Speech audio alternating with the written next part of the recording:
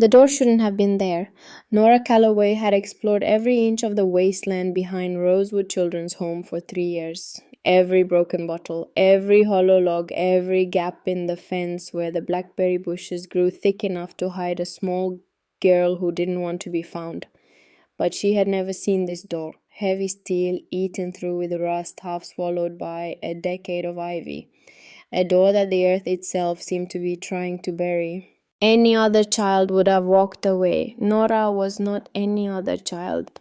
She was 8 years old. She had no parents, no family, no one who had ever come to Rosewood asking for her by name, and she had long ago decided that if the world wasn't going to offer her answers, she would have to go looking for them herself. So she pushed. The door groaned like something waking from a long sleep. Beyond it, darkness, the smell of damp concrete and canned soup and something else, something human. Then a voice, low, ragged, afraid. Get out, right now, get out of here. Nora stood completely still because she recognized something in that voice that she had never expected to hear coming from the dark. It wasn't anger, it was loneliness. And Nora Calloway knew exactly what loneliness sounded like. She stepped inside. The town of Millhaven, Oregon did not look like a place where secrets lived. It looked, if anything, like a place where things went to be forgotten. The mountains to the east stayed wrapped in gray cloud for 8 months of the year. The river that cut through the valley ran cold and colorless even in summer. The houses along the main road were the kind that had been painted once decades ago and left to the weather ever since. Millhaven was not a cruel town, it was simply a tired one. A town that had stopped asking questions about itself a long time ago. Rosewood Children's Home sat at the far edge of town where the last street became a gravel road and the gravel road became a field.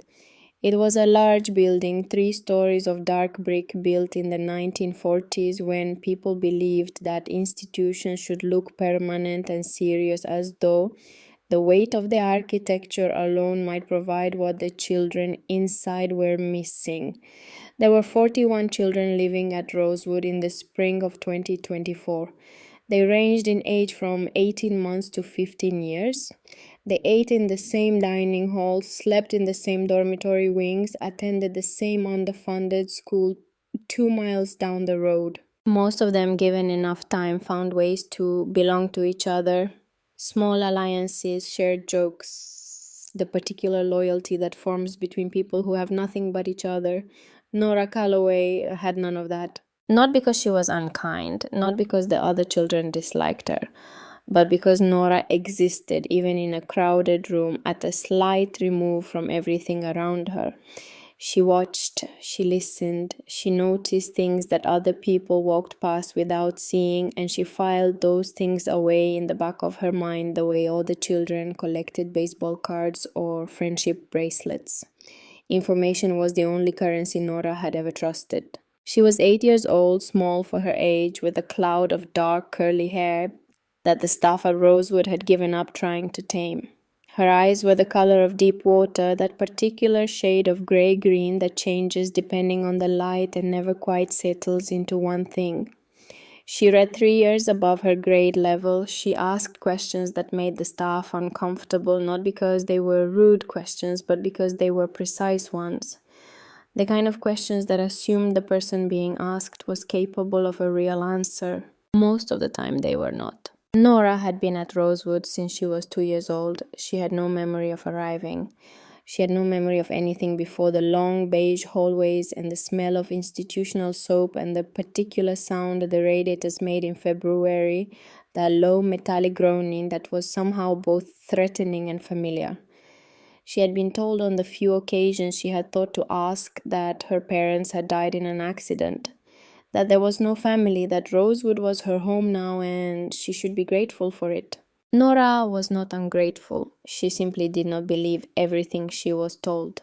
Director Lenora Marsh ran Rosewood with the particular efficiency of someone who has learned that sentiment is expensive.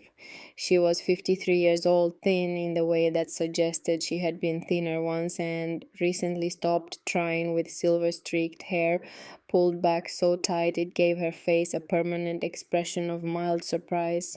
She was not cruel to the children, she was not warm to them either. She administered their lives with the precision of someone running a mid sized logistics operation, which was, she had once said to a grand committee, essentially what a children's home was. Nora watched Director Marsh the way she watched everything, carefully, from a distance. She had noticed over the past several months that Marsh received visitors she never mentioned in the weekly staff meetings. Men in dark suits who arrived in the late afternoon when most of the children were in the common room watching television. Men who never came through the front entrance but always through the side door near the parking lot, the one that opened directly into Marsh's office. Men who left within an hour, always without ever walking through the building. Nora did not know what those visits meant, but she noted them. She added them to the file she kept in her mind, next to the fact that Marsh had changed the lock on the filing cabinet in her office 3 months ago, and the fact that twice in the past winter Nora had overheard her on the phone saying things like, "Keep it contained, and he doesn't need to know about this, and we agreed this arrangement was temporary." Nora did not know who he was. She did not know what arrangement Marsh was referring to, but she knew the sound of someone managing a secret. She had heard it enough in the careful silences of Rosewood, in the things the staff said around the children and the things they were careful not to say, to recognize it without being able to name it. She stored it away. She waited. In the meantime, she had the wasteland. The land behind Rosewood was nobody's official property, which meant it was effectively Nora's. A quarter-mile of rough ground, half meadow and half thicket, that stretched between the back fence of the children's home and the tree line of the state forest beyond. In summer it was overgrown with blackberry canes and tall grass, and the particular kind of wild flower that grows in places where no one is paying attention. In winter it was just mud and dead stalks and the skeletal shapes of blackthorn bushes against the pale sky. Nora had been exploring it since she was 5, when she first discovered the loose board in the back fence that the groundskeeper had been meaning to fix for approximately forever. She knew every corner of it, every hollow tree and every seasonal creek bed and every pile of old lumber that had been dumped there years ago and slowly consumed by moss and fern. She went there every afternoon when lessons were done and the staff assumed she was in the common room. She needed the space, the open sky, the particular freedom of being somewhere that had no rules because no one was watching. It was on a Tuesday afternoon in early March that she found the door. She had walked that section of the wasteland 100 times. The area near the eastern fence where an old drainage ditch had silted up decades ago and the ground stayed soft even in dry weather. She knew it the way she knew her own dormitory, the way she knew the sound of her own breathing at night.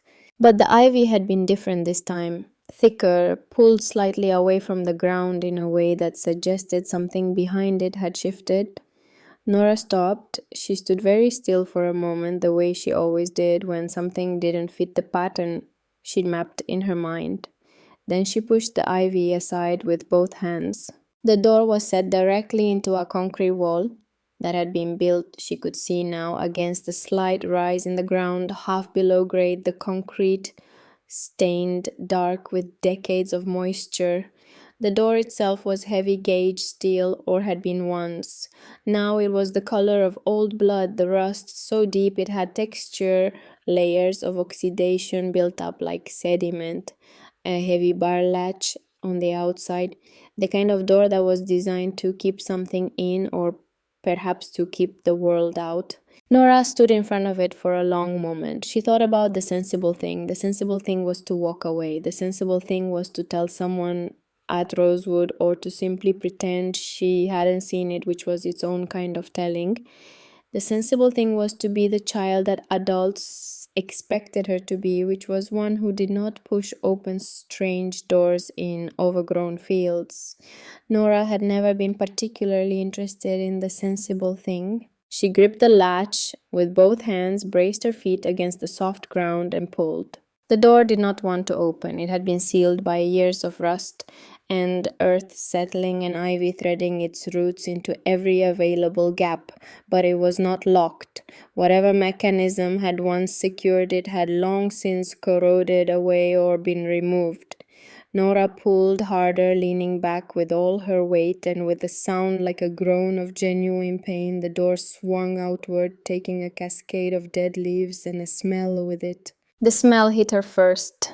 Damp concrete, cold air, something organic like soil, but mixed with something else, something cooked. Canned tomatoes, she thought, soup. And then the dark.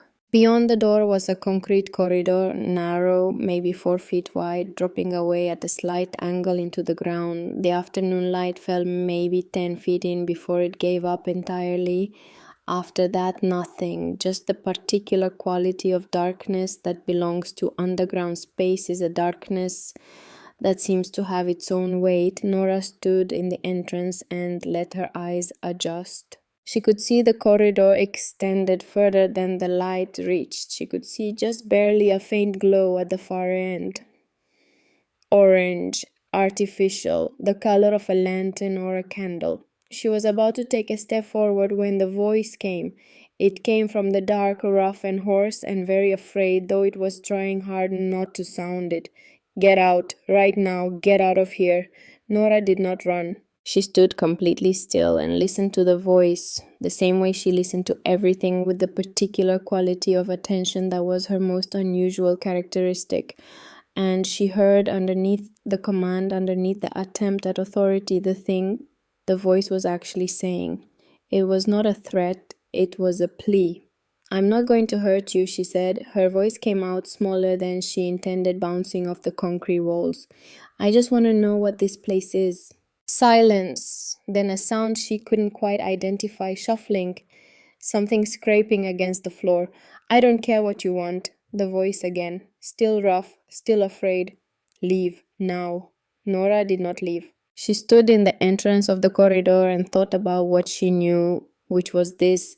The person in the dark was more frightened of her than she was of them. She was 8 years old and weighed 60 pounds. Whatever she was to this person in the dark, she was not a danger, which meant the fear was about something else entirely.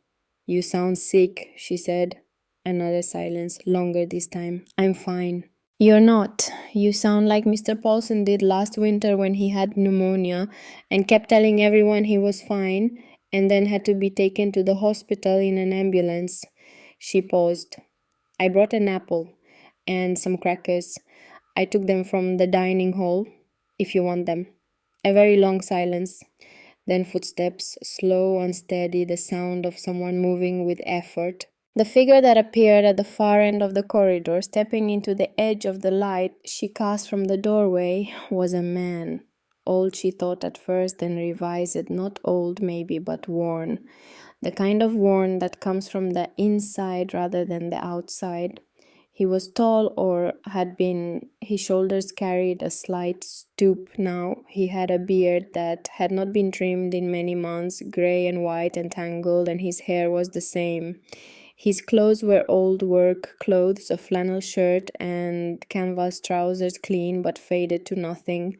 He was holding a battery lantern in one hand, and his other hand, she noticed, was gripping the wall. His eyes, when the light reached them, were remarkable. Dark brown, very clear, with a quality of attention in them that she recognized because she saw it sometimes in the mirror. He was watching her the same way she watched things, carefully, precisely, like someone filing information away. He was also, she could see, running a fever. His face was pale in the way that has a yellow undertone, and there was a brightness in his eyes that was not just alertness. You're sick, she said again, not a question this time. He looked at her for a long moment without speaking. How did you find this place? He said finally. I come out here every day. I know every part of this field. I just never saw this door before. She paused. I think the ivy was covering it. Something shifted. He nodded very slightly, as though this confirmed something he had already suspected. How long have you been here? She asked.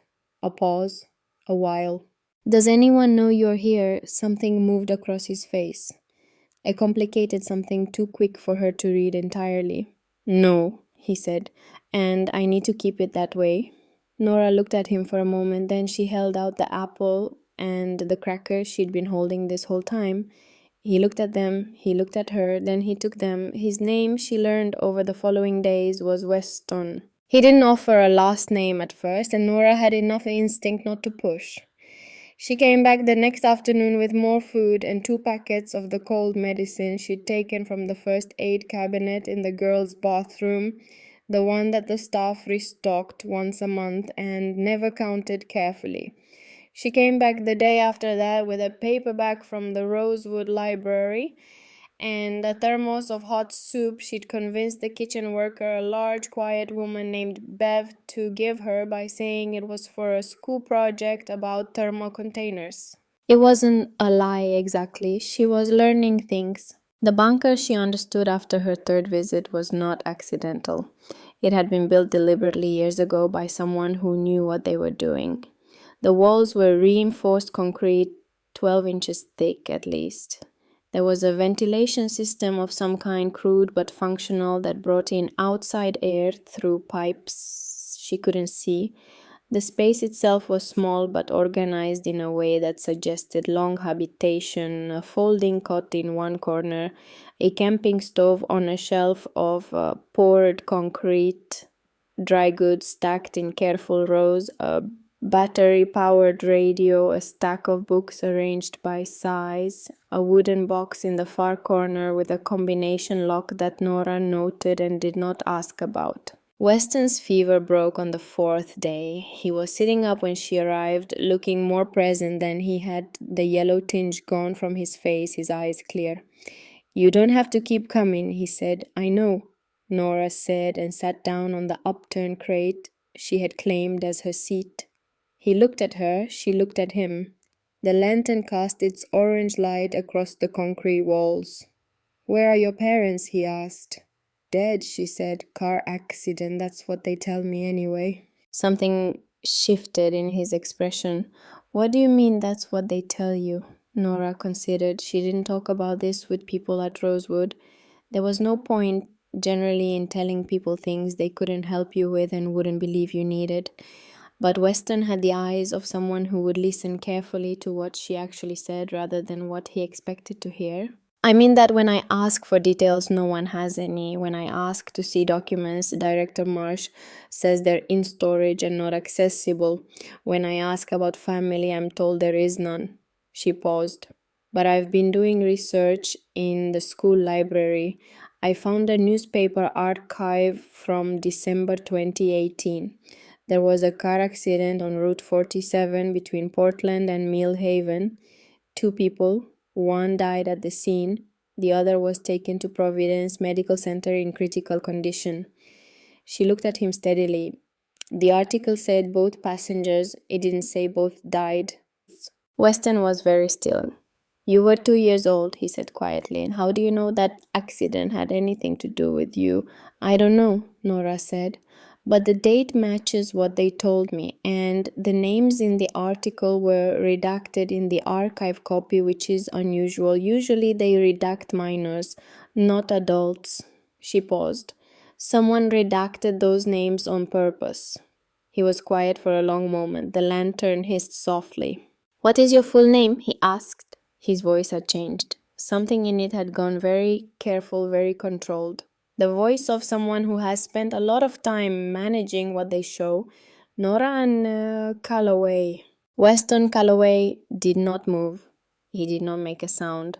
He sat completely still for what felt to Nora like a very long time, though it was probably less than 10 seconds.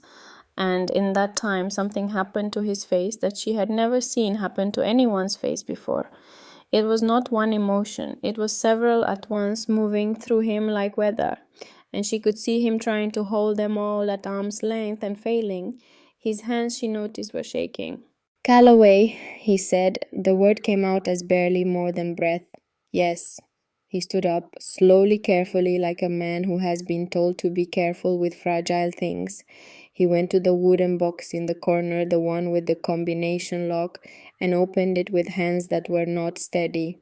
He reached inside and brought out something she couldn't see clearly from where she was sitting.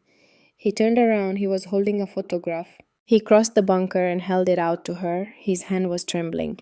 It was a photograph of a woman, young, maybe 30, dark curly hair, eyes that were the color of deep water gray-green, the kind that changed depending on the light. Nora looked at the photograph for a long time, then she looked up at Weston. "Who is this?" she asked. His voice, when it came, was the voice of someone speaking through a wall they've built very high over a very long time. "That is Margot, my daughter-in-law." He paused. "She was married to my son Robert." Another pause. "Robert Calloway." The bunker was very quiet. "Robert was my son," Weston said. "He died in December 2018 in a car accident on Route 47. He looked at her. His eyes were bright, and she understood now that the brightness was not fever. "And Margot was in the car with him." Nora looked at the photograph again, at the dark curly hair, at the gray-green eyes that changed depending on the light. She had seen those eyes every morning of her life, in the small mirror above the sink in the girls' bathroom at Rosewood. "She looks like me," Nora said. "Yes," Weston said, "she does." Neither of them spoke for a moment. "You said Robert was your son," Nora said carefully, "but which means Margot was your daughter-in-law." She paused. "Which means if Robert and Margot had a child, you would be my granddaughter," Weston said. The word hung in the air of the bunker like something physical. Nora sat with it. She was a child who had learned very early not to want things too openly, because wanting things openly was a form of exposure, and exposure led to the specific pain of having the thing withheld. She had constructed over 8 years a careful architecture of not wanting, of sufficiency, of managing on what was available. She felt that architecture shudder. "Why are you here?" she asked. Her voice was steady. She was proud of how steady it was. "If I'm your granddaughter, why are you living in a bunker behind my house? Why didn't you come inside?" Weston sat back down on the cot. He put the photograph on his knee and looked at it for a moment. "Because I was told you were gone," he said. "After Robert died, after Margot," he stopped, started again. "I was told you had been placed with an adoptive family, a good family in Portland. I was told the adoption was finalized. I was told you were taken care of, that you were happy, that contact from me would be disruptive and harmful, and that I should let you build your new life without interference from someone like me." "Someone like you," Nora repeated. "An old man, grieving, living badly." He looked at his hands. "I believed them for a while, but something didn't settle right. I hired someone to look into it about 2 years ago. What they found..." He paused.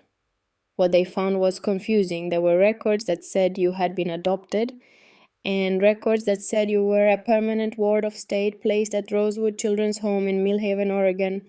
2 sets of records, both official looking, both carrying your name."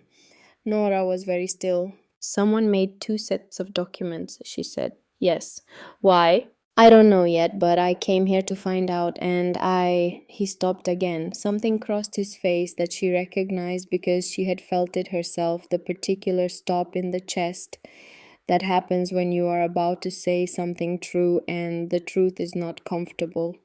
"I could see Rosewood from this field. I could see the yard where the children play. I watched for a week before I could see you clearly enough to be sure." He looked at her. "And when I saw you, I knew. You look so much like your father when he was small. The way you move, the way you stand when you're thinking about something." He shook his head. "But I didn't." "You didn't come in," Nora said. "No." "Why?" He was quiet for a long time, long enough that she thought he might not answer. Then he said, "Because the last time I gave Robert advice, he died." The lantern hummed. Outside somewhere a bird called once and fell silent. "I told him to do the right thing," Weston said. "He came to me and asked what he should do. He'd found something at work, something serious. And I told him that a man does what's right regardless of the cost. That integrity isn't integrity if you only practice it when it's convenient." He looked at the photograph on his knee. A week later, he was dead. What did he find? Nora asked. At work. Weston looked at her. She could see him deciding something. Your father worked as an auditor, he said, for a company that managed state contracts. One of his accounts was a man named Aldrich Greer. The name meant nothing to Nora. She filed it. Greer is a state senator, Weston continued. He had been for 12 years at the time. He and I had been friends for 30 years. We grew up 2 streets apart, went to the same school, stood at each other's weddings. He said it flatly without inflection, but she could hear what was underneath it. Robert found that Greer had been running money through the state's child welfare fund. Grants meant for children's homes, foster care programs, family services. He'd been diverting portions of those funds for years into private accounts, into shell companies. The amounts were significant, millions. He paused. Robert came to me and said he was going to take what he'd found to the FBI. He asked if I thought he should. And you said yes, Nora said. I said yes. She thought about this. He would have done it anyway, she said, or even if you'd said no. Weston looked at her. You didn't know Robert, he said. No, she said. But I know that a person who found what he found and came to his father asking for permission to report it wasn't asking for permission. He was asking to be told he wasn't wrong. She paused. You didn't make him do anything. You just told him he was right. Something moved through Weston's expression. She couldn't name it exactly. It was the complicated something she'd seen before, but slower this time, and it left a different shape on his face. He didn't say anything for a while. Nora let the silence sit. She was good at silence. It was on her 6th visit that she first noticed something had changed at Rosewood. She'd been careful always about how she moved through the building. She knew the patterns of the staff. She knew which hallways were monitored by which cameras. And she knew that the camera covering the back corridor near the kitchen had been broken since November, and that no one had fixed it because fixing things at Rosewood required a maintenance request, and the maintenance request system was approximately one maintenance request behind at all times. She slipped out through the loose board in the fence, the same way she always did in the 20-minute window between the end of afternoon lessons and the start of the pre-dinner head count. But on this day, when she came back through the fence and started across the backyard toward the kitchen entrance, she saw Director Marsh standing at the window of her office on the 2nd floor, looking directly at the field. Nora kept walking. She did not change her pace or her direction or her expression, because the one thing she had learned absolutely was that guilt has a shape and innocence has a shape, and they are different shapes. She walked through the kitchen entrance and said hello to Bev and asked if there were any leftover rolls from lunch, which there were, and she took 2 and went upstairs to the common room and sat in her usual chair near the window and opened a book. She did not look up. She was thinking. Marsh had been looking at the field, not just out the window, at the field. There was a difference, and Nora knew it. She thought about the men in dark suits who came through the side door. She thought about the phone calls she had partially overheard. She thought about the 2 sets of documents Weston had described, both bearing her name, both official, both contradicting each other. She thought about the name Weston had given her, Aldrich Greer. She thought about Weston saying he had been friends with Greer for 30 years. About Robert finding evidence of crimes in Greer's financial records. About Robert dying a week after he told his father what he planned to do. She thought who besides Weston knew that Robert had found that evidence. She thought Robert had to have told someone at work what he was doing. Or Greer had known through other means. Either way, if Greer had known, then Greer had known the timeline. She thought if Greer had known the timeline and Robert had died within a week and Margot had been in the car and the records of what had happened to Margot afterward had been what incomplete. Confusing. Not quite settled. Nora closed her book.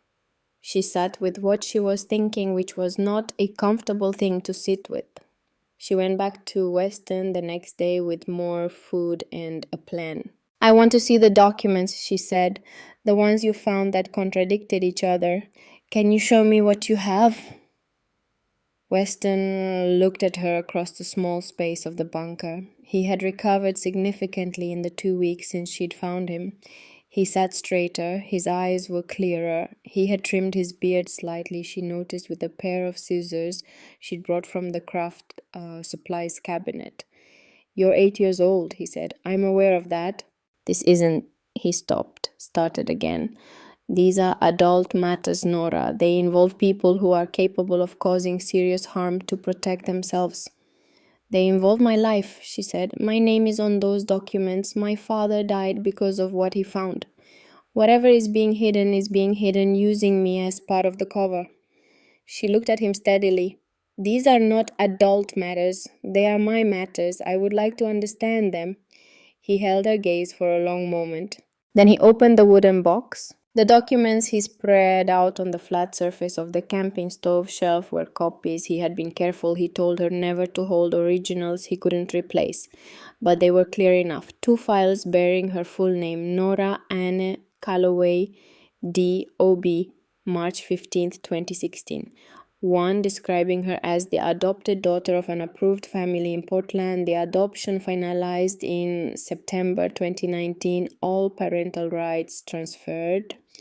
The other describing her as a permanent ward of the state of Oregon placed at Rosewood Children's Home in Mill Haven in February 2019, no family located, no adoption pending. Both documents bore official seals, both had caseworkers' signatures, both listed the supervising authority as the Oregon Department of Human Services. Someone created both of these, Nora said. Yes, at roughly the same time, within 3 months of each other, as best I can tell. She looked at the financial document he had found alongside the custody records. A payment record, she understood, from a private account to Rosewood Children's Home, designated as a private donation to the General Operations Fund, signed by a legal entity called Greer Family Holdings, LLC. Greer was paying Rosewood, she said, monthly for 4 years. He was paying them to keep me here, to keep you here, and to keep the arrangement quiet. Nora sat very still. But why keep me here at all? She said. If he wanted to make me disappear, why not? She stopped. She was going to say something she didn't want to say. She said it anyway because she had decided a long time ago that the truth was better than the comfortable thing, regardless of how it felt going down. Why not just disappear me? Why go to all the trouble of keeping me somewhere specific? Weston was quiet for a moment. Your father was an auditor, he said carefully. He kept records of what he found. Very thorough records, the way Robert always did everything. Those records would have constituted evidence. Evidence that Greer needed to be sure never came to light. He paused. If you disappeared entirely, there would be investigations, questions, attention. But if you were simply managed, kept somewhere quiet under documents that created just enough confusion to slow down anyone looking, then Greer could maintain control of the situation until enough time had passed that the records became irrelevant. Until I turned 18, Nora said. Yes, at which point you would be an adult with no resources, no legal representation, no understanding of what had been done, and no particular reason for any institution to pay attention to you. Nora looked at the documents spread before her. She thought about 10 more years at Rosewood. 10 more years of institutional soap and broken cameras and Director Marsh looking out of the window at the field. We need proof, she said, more than this. Yes. And we need someone who can use it. Yes. She looked up at him. Do you have a phone, one that no one knows about? He reached under the cot and pulled out a prepaid mobile. Old basic, the kind you paid cash for at a gas station. I use it only outside and only briefly. She nodded. Good. She began to think carefully about what came next, moving through the problem the way she moved through every problem, systematically, without panic. Director Marsh is watching the field. She may have noticed I've been going out there. We have limited time before she does something about it. What kind of something? I don't know yet, but people who are managing secrets don't let complications develop on their own, they address them. She looked at him. When she addresses this one, we need to be ready. Weston Calloway looked at his granddaughter across the orange light of the lantern.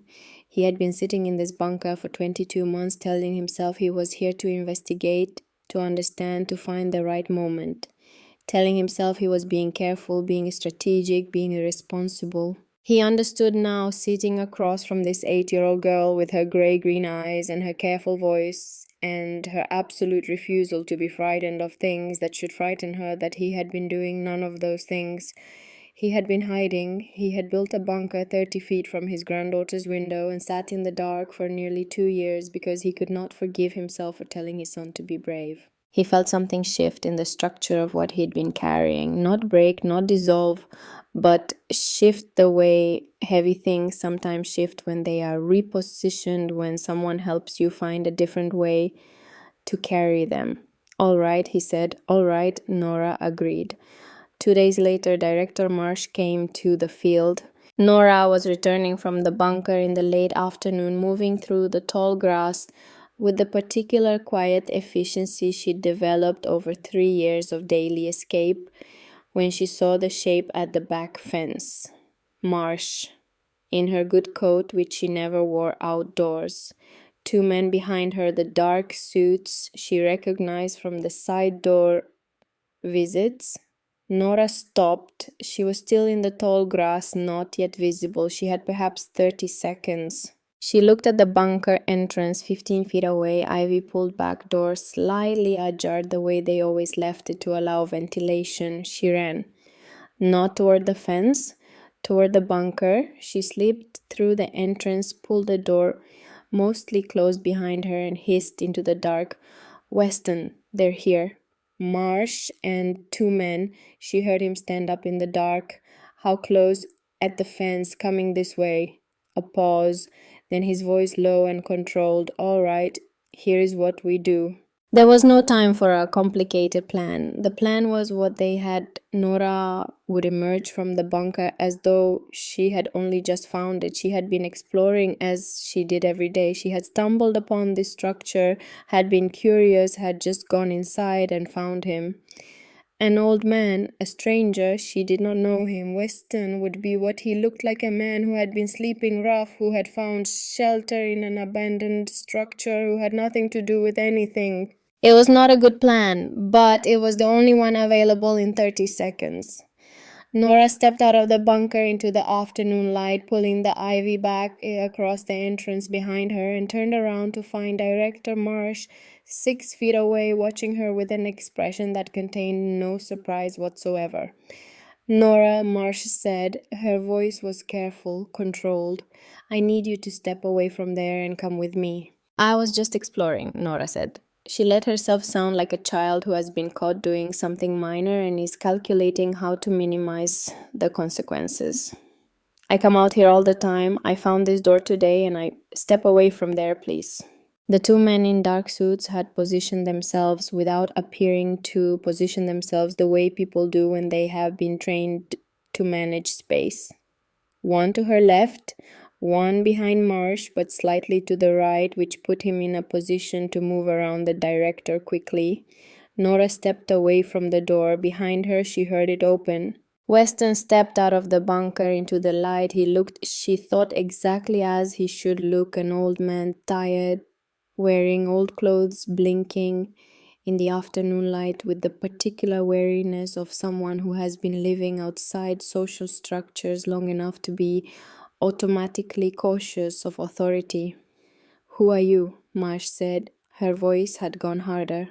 Nobody much, Weston said. His voice had changed too. He was playing a part she understood and he was good at it. Found this place last spring. Figured nobody was using it. This is private property. Didn't see any signs. One of the men in suits had moved closer. He held out his hand. ID, he said. Weston reached slowly into the inside pocket of his jacket. Nora watched his other hand, which was at his side, and she saw his fingers curl slightly around something small. She understood what it was because she had seen him bring it out before in the bunker when he had thought she wasn't watching. The recording device. He had turned it on before he stepped out of the door. The man in the suit looked at whatever ID Weston had offered. She couldn't see it clearly, and then looked at him with a different quality of attention. He turned to Marsh and said something quietly. Marsh's expression changed. She took out her phone. "I need to make a call," she said to no one in particular, and stepped away. Nora stood in the afternoon light of the wasteland behind Rosewood Children's Home, between her grandfather and the men her grandfather's oldest friend had sent to manage her, and she listened to Director Marsh's voice carrying on the cold spring air. She couldn't hear most of it, but she heard two things clearly. The first was her own name. The second was the name Weston had given her 11 days ago in the orange light of the bunker, Senator Greer. Nora looked at Weston. He was watching her, not the men, not Marsh, just her, and in his expression she saw the thing she had been waiting for, the thing she had wondered about in the back of her mind since she first understood what the bunker meant, what his presence near her window meant, what all of it meant. It was not guilt, it was the look of someone who has decided to stop hiding. She gave him the smallest nod. He gave her one back, and Nora began very quietly to think about what she would do next. The men in dark suits did not know what to do with a child who did not panic. That was the first thing Nora noticed, standing in the cold March air of the wasteland with the ivy-covered door at her back. They had been trained, she could see, for a certain kind of situation, for adults who needed to be managed, for people who could be moved by the right combination of authority and implied consequence. They knew how to position themselves in a room. They knew when to speak and when to let silence do the work. They did not know how to handle a small girl with dark curly hair who was standing very still and watching everything. Marsh finished her phone call and came back across the uneven ground, her good coat catching on the blackberry canes she hadn't noticed on the way out. Her face had the expression of someone who has received instructions they don't entirely like but intend to follow regardless. "Nora," she said, and her voice was the voice she used for official conversations, the one with no warmth and no coldness, just the flat precision of administration. "You need to come back inside now. We'll talk about the rules regarding the fence and the back property." "All right," Nora said. She looked at Weston. He was watching the two men, not her, and she could see him calculating. The recording device was still running. She knew this because his right hand had not moved from its position at his side, the finger still curved slightly, the knuckle still pale. "What about him?" Nora asked. "That's not your concern."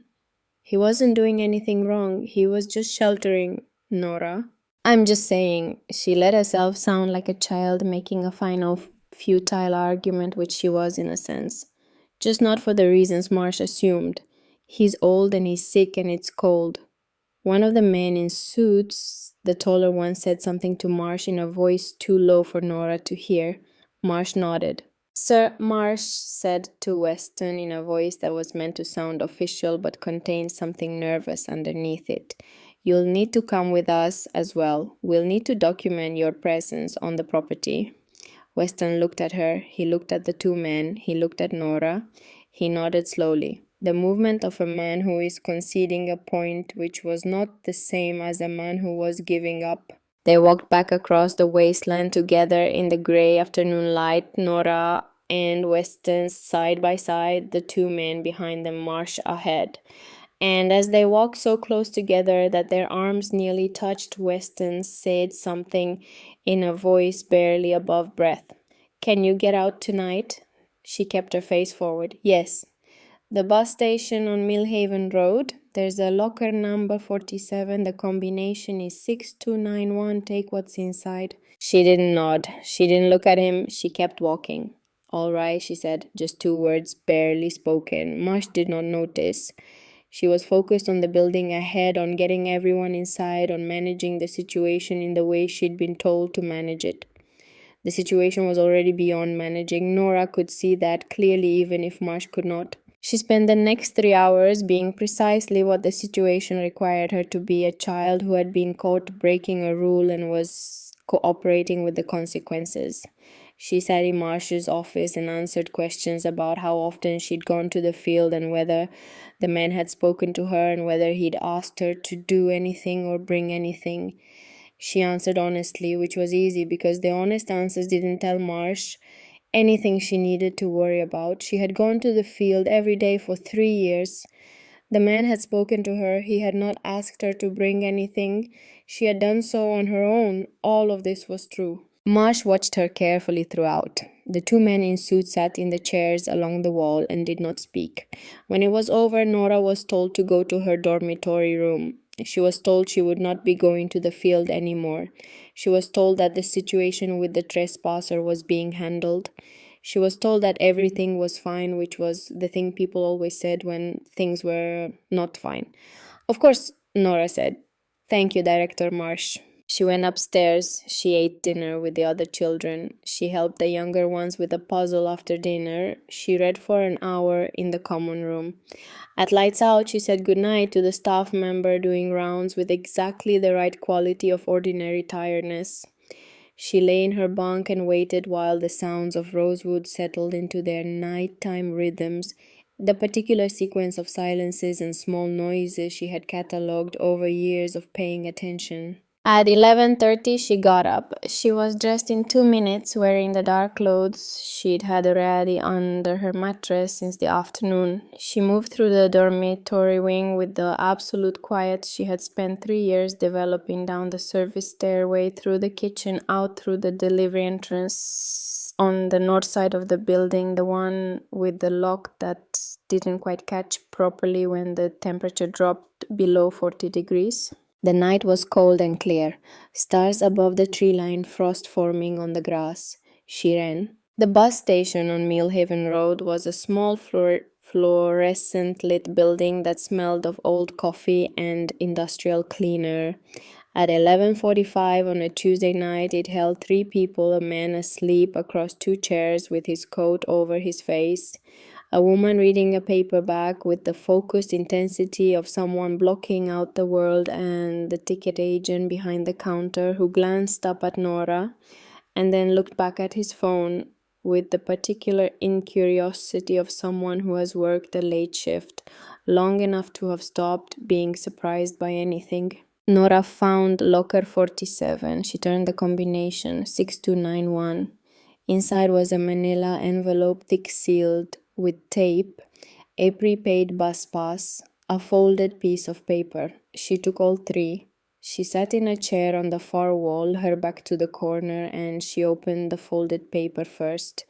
Weston's handwriting, she recognized. She had seen it on notes he'd made in the margins of his books.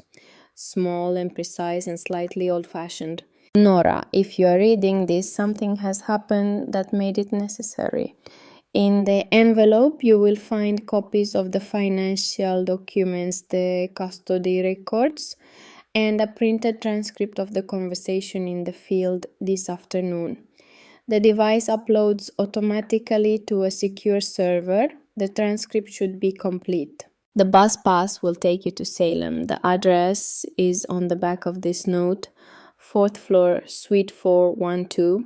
His name is Aldrich Greer. He is a state senator. He is the man responsible for what happened to your father and for what has been done to you since. He will expect you to be frightened. Do not be. I will find my way to you. I don't know how long it will take, but I will be there.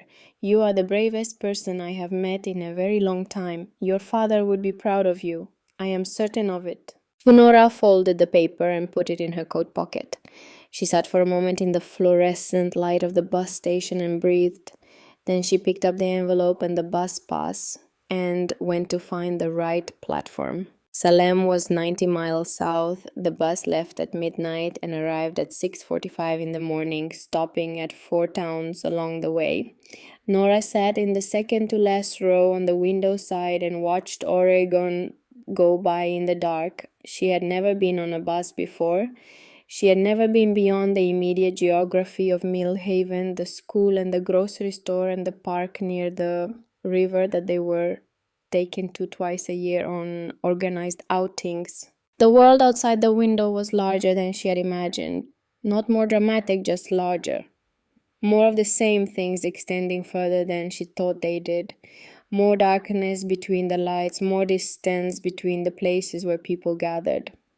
She thought about her father, Robert Calloway, who had been an auditor, who had found something wrong and asked his father whether he should report it, who had been told yes, do the right thing, and had done it and had died. She thought about what that meant about the kind of person he was. Not that he'd been reckless, not that he'd been naive. He'd known enough to ask. He'd known enough to understand that there might be a cost. He'd asked anyway because he needed to hear it from someone he trusted that the cost was worth it. She thought about Weston in his bunker carrying that conversation for 6 years. She thought he told him the right thing. That it turned out to be dangerous doesn't make it wrong. She had said as much to Weston in the bunker. She had meant it then. She meant it more now on a midnight bus to a city she had never seen, carrying a manila envelope of documents that several powerful people very much did not want to exist.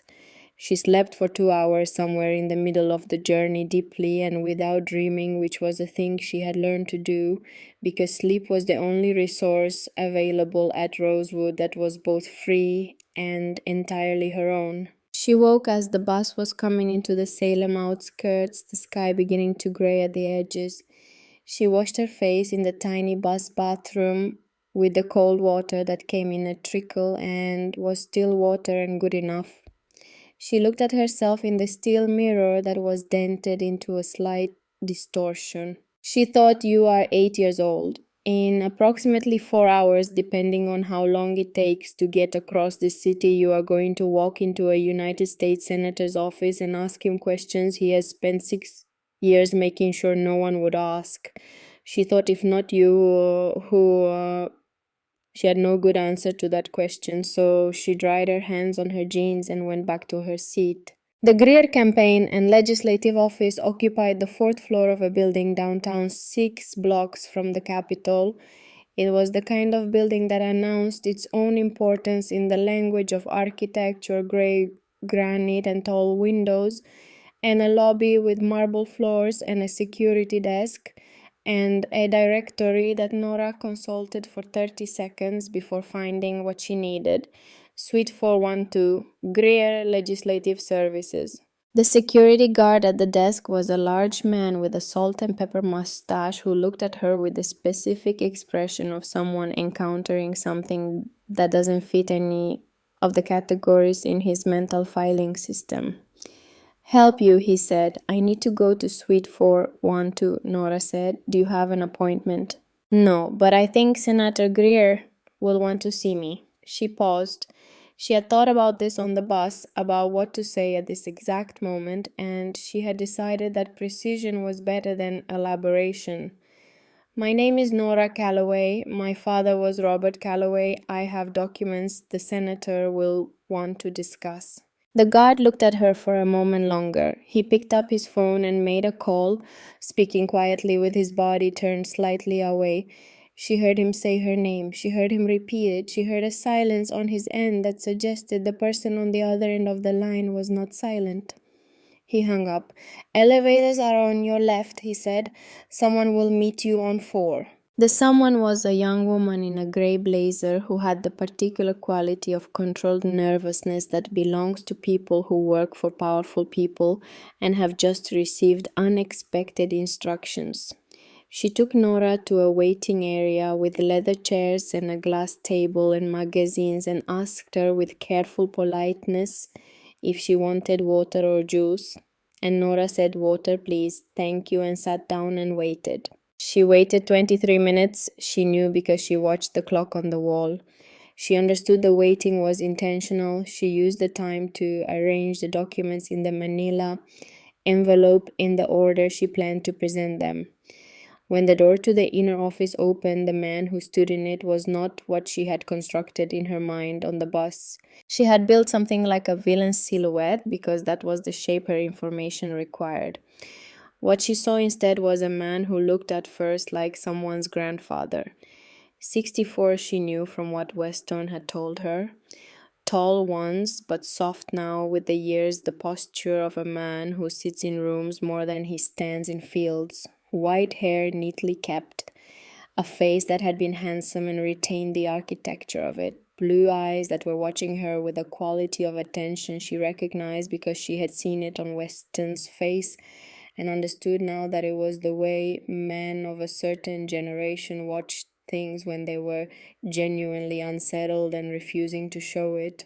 Nora Calloway, he said, not a question.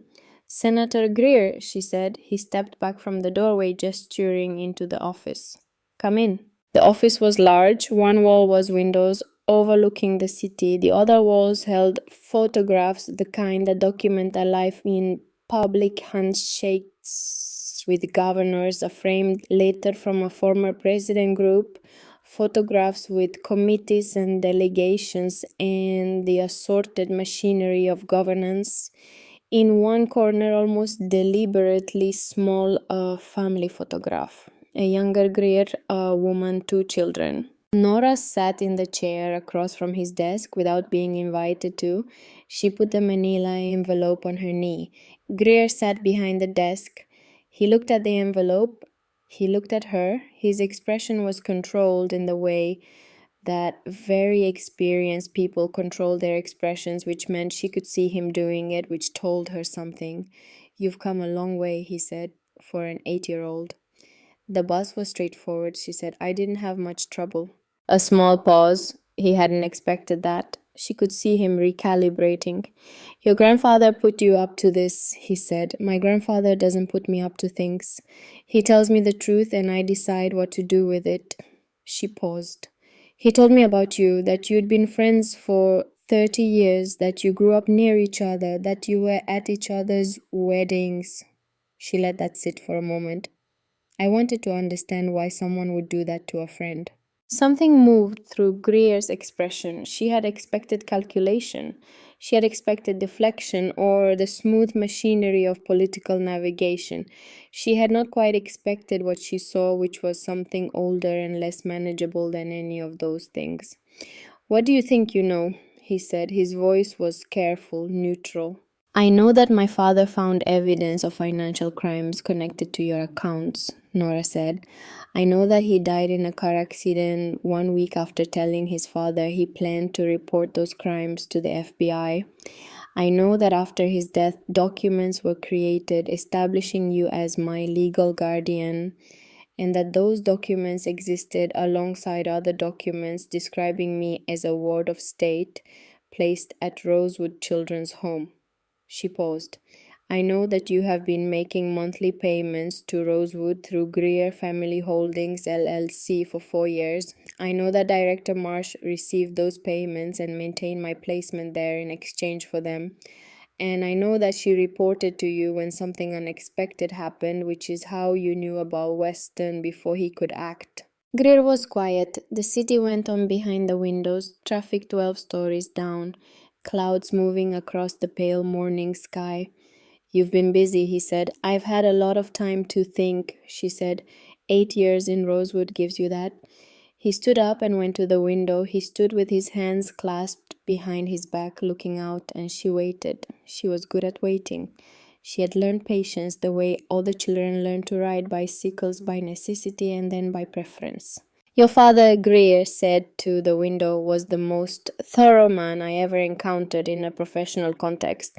He said it without apparent irony. He documented everything, every transaction, every communication, every discrepancy. He built a case that would have been... He stopped. Conclusive, Nora said. Yes. He turned from the window. He came to me before he went to Weston. Did you know that? She didn't. She held her expression still. He came to me because we had known each other his whole life, because I had watched him grow up, because he trusted me. Greer looked at her with the blue eyes that were still unsettled beneath the control. He told me what he'd found. He gave me a week to make it right myself, to go to the authorities voluntarily. He said he didn't want to destroy me, he just wanted it stopped. Nora was very still. What did you say to him? She asked. Greer looked at her for a long moment. I said I needed time to think about it. The room was very quiet. And then he died, Nora said. And then he died. She looked at him. She held his gaze the way Weston had taught her, without flinching, without aggression, just the steady attention of someone who is listening for the thing beneath the words. Did you cause that accident? She asked. It was the question she had been building toward since the bus, and she asked it the same way she asked everything, directly, clearly, without embellishment, because the answer, whatever it was, needed to be heard precisely without the noise of how it was asked contaminating it. Greer went very still. No, he said. She studied him.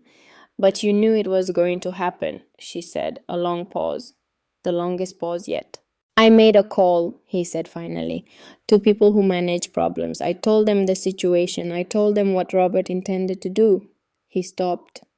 I did not give an order. I explicitly did not ask for. He stopped again. But you knew what they would do, Nora said. He didn't answer. And not answering was an answer. She opened the manila envelope. She laid the documents on the desk, between them one at a time.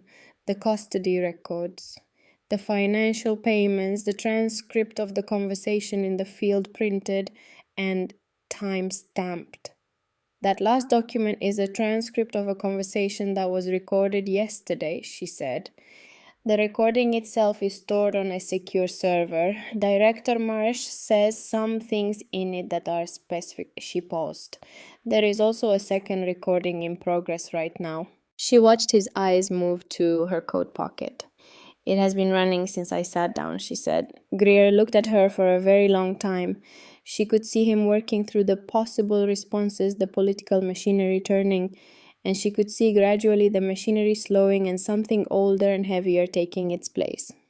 You are 8 years old, he said, not with contempt, with something that sounded almost like disbelief. I know, she said. That should probably tell you something about how much I needed to do this. The door opened. She heard it before she saw it because she was facing the desk and the door was behind her. But she heard the footsteps and she heard Greer's assistant saying, Senator, I'm sorry they came past the desk before I could, and then she heard the footsteps stop and she turned around. Weston Calloway was standing in the doorway of Aldrich Greer's office. He was wearing the same work clothes, as always clean and old and entirely out of place in this room of granite and political photographs. He looked tired in the way that comes from moving fast and sleeping badly, but his eyes were clear and his hands were not shaking. Behind him she could see his assistant retreating to call security, which gave them maybe 4 minutes.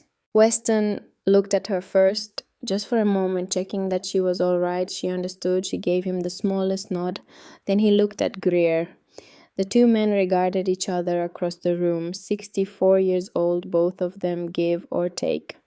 30 years of shared history in the space between them, and one catastrophic rupture in that history that had reshaped everything for everyone in this room, including the 8-year-old girl sitting between them.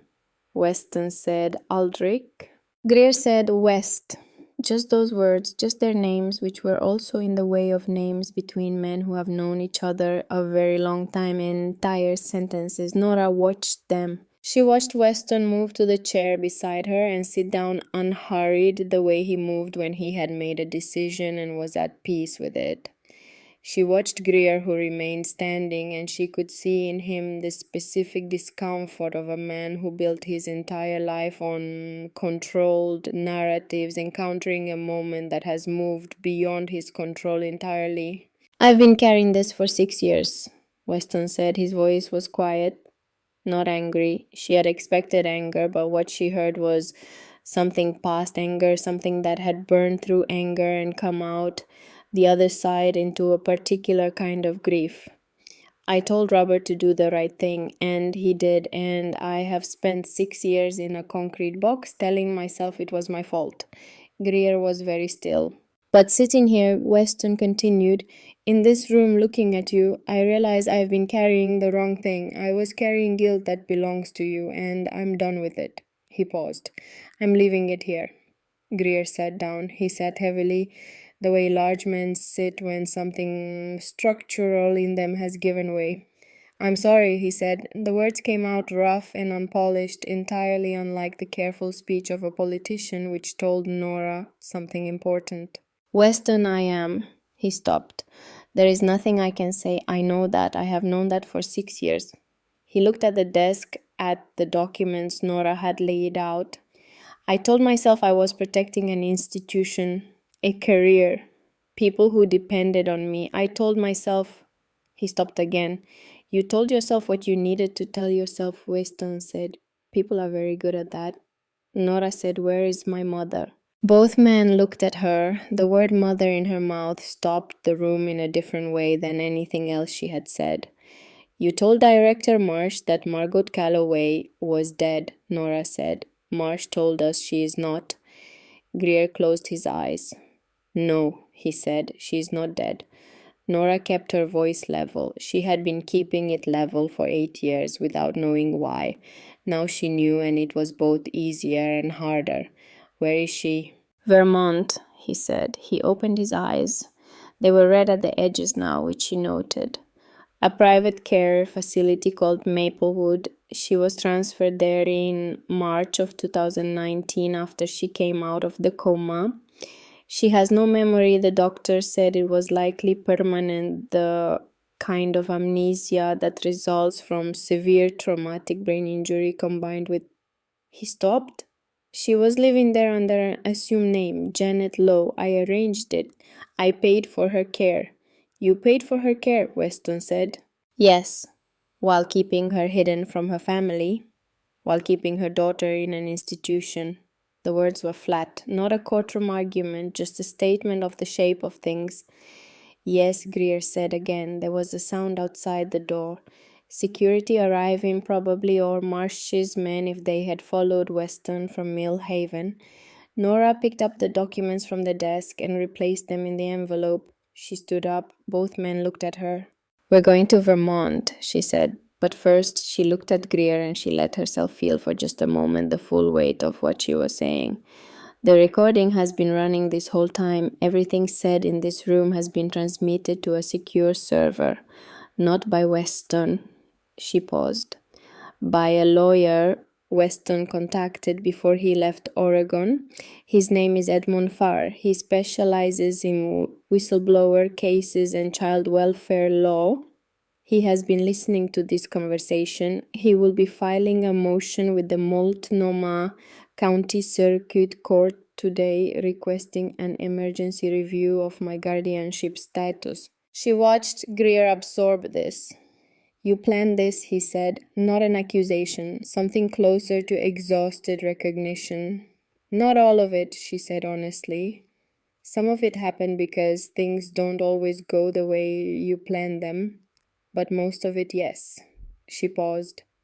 I am 8 years old and I have lived my entire conscious life in an institution because adults around me decided I didn't need to know the truth about my own family. I am done waiting for adults to fix it. She picked up the envelope. She looked at Weston. Can you drive? She asked. Yes, he said. Then we should go. They were almost to the door when Greer spoke again. Weston stopped. He didn't turn around fully, just angled his head slightly. I'm going to cooperate, Greer said, with the investigation, with whatever Farr needs, all of it. A pause. I should have done it 6 years ago. Weston stood very still for a moment. You should have, he agreed, but you're doing it now. He paused. That's not nothing. He didn't say it with warmth. He said it with the precision of a man who has thought very carefully about what is true and nothing more than that, which was Nora had come to understand the highest standard Weston Calloway held for himself and everyone around him. They walked out through the waiting area, past the assistant who had not yet reached security, down the elevator through the lobby with the marble floor and the security guard, who watched them go with the expression of a man who has decided that whatever just happened is above his pay grade. Outside, the Salem morning was gray and cold. Their breath made small clouds. Weston had a car, a rental, she realized, which meant he had gotten out of Mill Haven and gotten to Salem and arranged it all before she arrived, which meant he had been moving since very early this morning, probably before dawn. She looked at him. "You said you'd find your way to me," she said. "You said you didn't know how long it would take." "I didn't," he agreed. "Turned out it took about 7 hours." "Yeah, how did you get out of Rosewood?" "They didn't lock me up, Nora. They had a conversation with me, and then Marsh told me to wait in her office and went to make a phone call." He opened the passenger side door of the car. "I am 68 years old. I have been making decisions about when to leave rooms for 50 years. She got in. He started the car. He pulled out of the parking structure and into the Salem traffic, which was beginning to build with the morning commute. He drove with the particular steadiness of someone who learned in a different era, both hands on the wheel, eyes forward. They drove for a while without speaking. The city gave way to suburbs and then to the open farmland south of Salem, the flat Willamette Valley, extending away on both sides. "Weston," Nora said. "Yes." "What Greer said about my father coming to him first before he went to you." She paused. "My father gave him a week to make it right himself." "I heard." "He trusted Greer. He grew up knowing Greer. He trusted him the way you trusted him." She paused. "And Greer didn't make it right." "No. But he didn't what he said about not giving the order. About not asking for..." She stopped. She was working something out. "I don't know if that's true, but if it is true that he made a call to people who manage problems and told them the situation and they decided on their own to do what they did, what does that make him?" Weston was quiet for a while. The road moved under them. "It makes him a man who knew what he was setting in motion and chose not to stop it," he said, "which is a different thing from ordering it, but not as different as he would like it to be." Nora thought about this for a long time. "He looked sorry," she said. "He is sorry. Does that matter?" "It matters for him," Weston said. "What it means for everything else, for accountability, for justice, that's a different question with a different answer." He glanced at her briefly. "Both things can be true. He can be genuinely sorry and also genuinely responsible. Remorse and accountability are not the same thing, and one doesn't cancel the other." She sat with this. "Edmund Farr," she said. "Is he real?" Weston's mouth moved slightly, the almost smile she had learned to read. "Very real. He was Robert's law school roommate. He moved to Oregon about 10 years ago. I've been in contact with him for 3 weeks." He paused. "He is not strictly speaking a whistleblower specialist. He is a family law attorney, but he was Robert's friend and he has been very angry for 6 years, and I believe that will be sufficient." Nora looked out of the window at the passing valley. The mountains were visible to the east, still carrying snow at their peaks. "You've been planning this for 3 weeks," she said. "I have been planning something for about 3 weeks, yes. It did not look like this. It was considerably more cautious and considerably slower." He paused. "You accelerated the timeline significantly." "Is that a complaint?" "It is an observation." She looked at him. He was watching the road, both hands on the wheel, face forward, and she could see in his profile the shape of the person he had been before the bunker and the grief and the 6 years of carrying the wrong thing. It was still there. It had just been under a great deal of weight for a long time. "Weston," she said. "Yes." "When we find her, when we get to Vermont..." She stopped. She let herself feel for a moment the thing she had been not feeling since Marsh had said her mother's name in the field at Rosewood, which was the specific terror of wanting something so completely that you cannot afford to let yourself want it yet. "She won't know me." "No," he said, "she won't." Is it going to be..." She couldn't finish the sentence. She was 8 years old and she had been managing her own fear for 8 years, and there was a specific limit to how long you can manage something before you need to just say it out loud. Weston reached over and covered her hand with his for a moment. His hand was large and rough and warm. "It is going to be the hardest thing you have ever done," he said, "and you are the most capable person I know." He moved his hand back to the wheel. "Those two facts are going to have to coexist." She looked out the window. She breathed. She let herself want it. Vermont was 1,600 miles away. They would fly from Portland. Edmund Farr had arranged it a morning flight that would get them to Burlington by early afternoon. There was a care facility called Maplewood with a garden and a woman named Janet Lowe who was not Janet Lowe, who had been living with someone else's name in someone else's life for 6 years, who did not know she had a daughter who had been looking for her, who did not know her daughter had been looking for her since long before she'd known she had a mother to look for. The road ran on ahead of them. The mountains kept their snow. The valley fields were just beginning at their edges to show the first pale green of early spring. Nora Calloway straightened in her seat and looked at the road ahead. She was ready. Burlington, Vermont received them with the particular indifference of a city that has seen too many seasons to be moved by individual arrivals. The airport was small and quiet in the way that regional airports are quiet, a different quality of stillness than big terminals, less the silence of waiting and more the silence of a place that has arrived at its own appropriate scale and made peace with it. Edmund Farr met them at the gate. He was 51, shorter than Nora had imagined from Weston's description, with dark-rimmed glasses and the slightly distracted air of a man who was managing three things in his head simultaneously.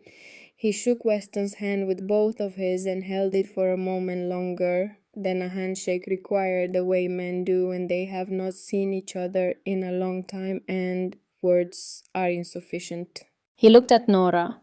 "You are considerably smaller than I expected," he said, "for someone who just dismantled a sitting state senator." "He isn't dismantled yet," Nora said. "He's cooperating. That's different." Farr looked at Weston. "She's right, you know." "I'm aware," Weston said. They drove north from Burlington in Farr's car through a landscape that was nothing like Oregon. The mountains here were older, rounder, covered to their peaks with bare, deciduous trees just beginning to show the first faint blush of bud.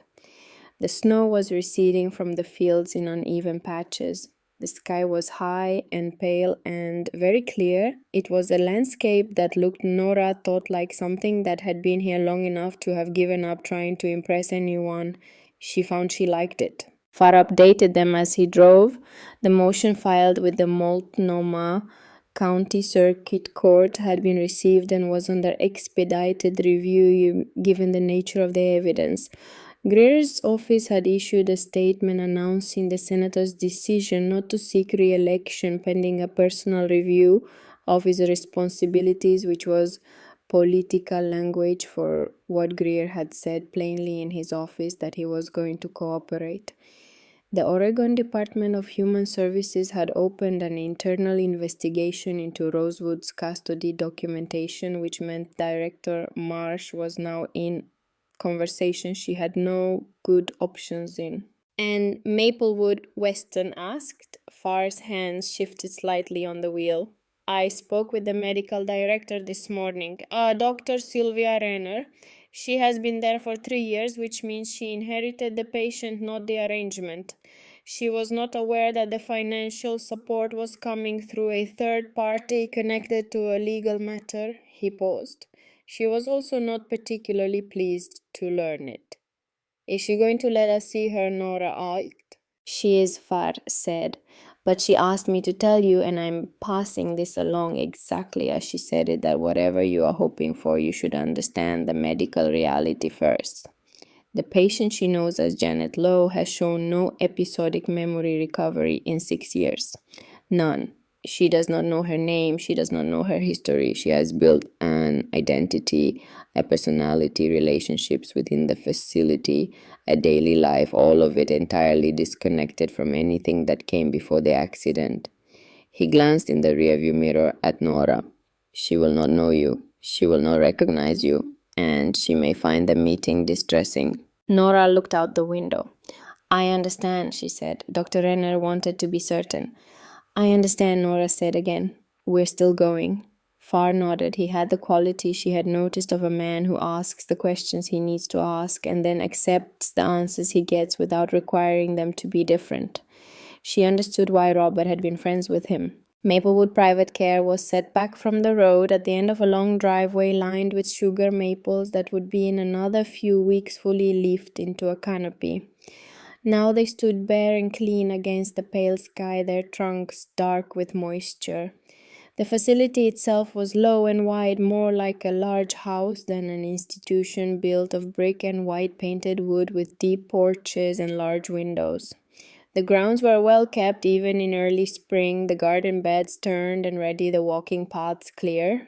It looked, Nora thought, like a place where someone had made a genuine effort, which was more than she could say for Rosewood, and which made what had been done here, the hiding the false name, the years of paid silence, feel worse somehow than it might have in a colder, starker setting. Dr. Sylvia Renner was a woman in her late 50s with cropped gray hair and the precise, careful manner of someone who has spent a career in proximity to fragile things. She shook their hands in the lobby and looked at Nora with the same quality of frank reassessment that most adults gave her eventually. I want to prepare you, she said, addressing Nora directly, which Nora appreciated. Janet, the woman you know as Margot, is a warm person, sociable. She works with our art therapy program and she's very good at it. She has relationships here that matter to her. She paused. What I'm saying is she has a life. It is not the life she was supposed to have, and what was done to keep her here under false pretenses is something I intend to address thoroughly. But the life is real, and walking into it with a set of facts that she has no framework to receive, I want you to be prepared for how that might go. She might not believe us, Weston said. She might not. She might be frightened. She might ask you to leave. Dr. Renner looked at him. She is an adult with full legal standing, regardless of what documents Senator Greer created. Her choices about this meeting belong to her. Of course, Weston said. Dr. Renner looked at Nora again. And you, she said, are you prepared? Nora thought about the bus station at midnight and the bus through the Oregon dark and the senator's office and 1,600 miles in a day and a half and 8 years of not having the thing she was about to walk toward, possibly or possibly not. I don't think prepared is exactly the right word, she said. But I'm ready, Dr. Renner nodded. The garden, she said. She's usually in the garden this time of day. The garden was at the rear of the facility, enclosed on 3 sides by a low stone wall with the 4th side open to the meadow beyond. It held raised beds for growing things in summer, stone paths between them, several benches, and in one corner beneath a pergola whose climbing roses were still bare, a long work table where the art therapy materials were kept in good weather. A woman was sitting at the table. She was working on something bent slightly forward over the surface, one hand moving in the focused way of someone who is not thinking about what their hand is doing because the hand knows and the mind has been freed to go elsewhere. She wore a green sweater and her dark, curly hair was pulled back but loosely and several pieces had come free to curl around her face. Nora stopped walking. She stopped and she stood on the garden path and she looked. She had been looking at photographs for days, the photographs from Weston's box, the photographs that showed a woman she had never met but whose face she had been carrying in the mirror every morning for 8 years. She had thought she knew from the photographs what this moment would be.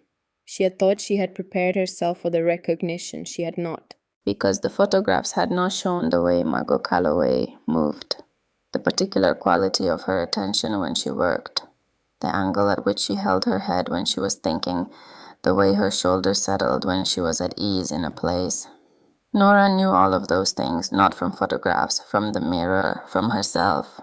She breathed. Weston put his hand briefly on her shoulder, steady, warm. Then he stepped back because this part was hers. Nora walked along the garden path. The sound of her footsteps on the stone made the woman look up. Her eyes were the color of deep water gray-green, the kind that changed depending on the light. They went to Nora and held there, and something happened in them that Nora had no word for, a quality of stillness that was different from the stillness of looking at a stranger. On the table in front of her was a drawing. Nora's step faltered. She recovered immediately. She kept walking.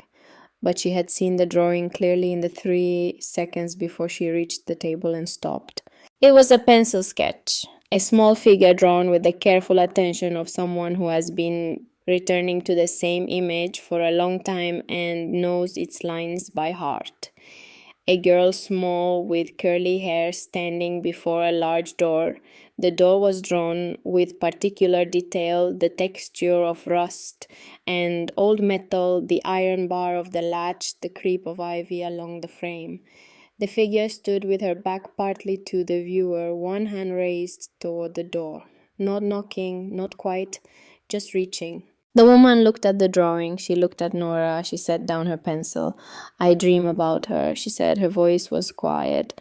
A teacher's voice, Nora thought, though she couldn't have said exactly why, just that it had a quality of care to it, of having been trained toward clarity. I've been drawing this picture for about 2 years, maybe longer. I don't know why. I don't know who she is. She looked at Nora, but I know that I know her.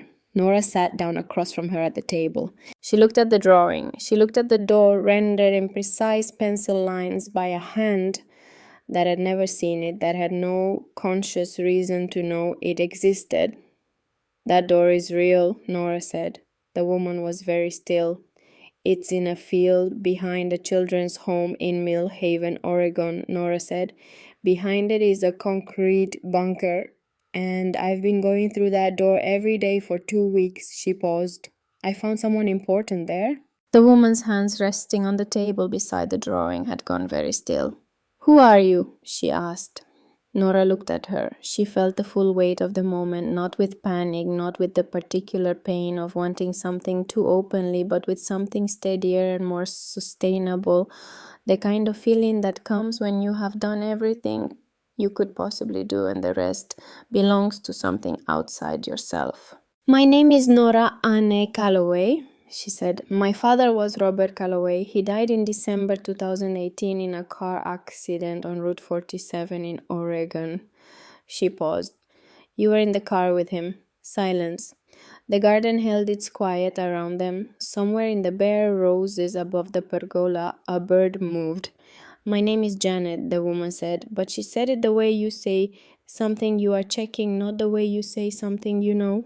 Your name is Margot, Nora said gently.